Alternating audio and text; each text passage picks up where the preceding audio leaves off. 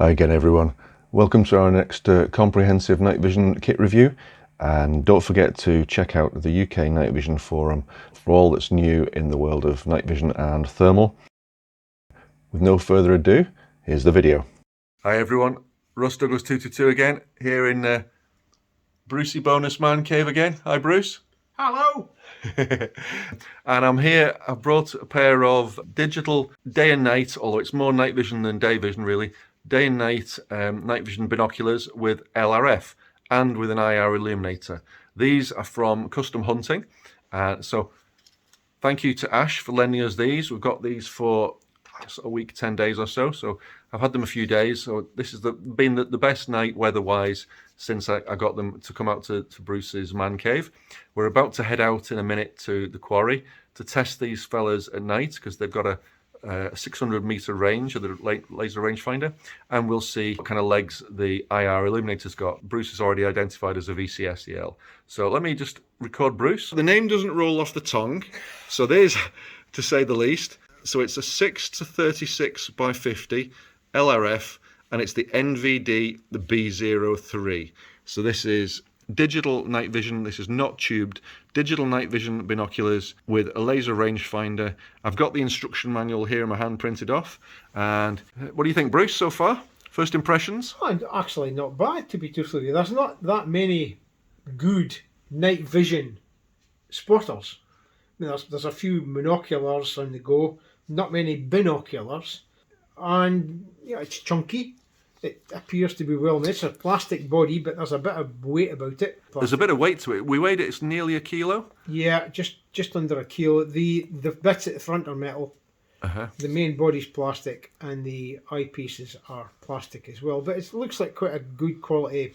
I'm not an expert in plastics, but it does look like quite a good quality plastic. It has an industrial military feel to it, doesn't it? Absolutely.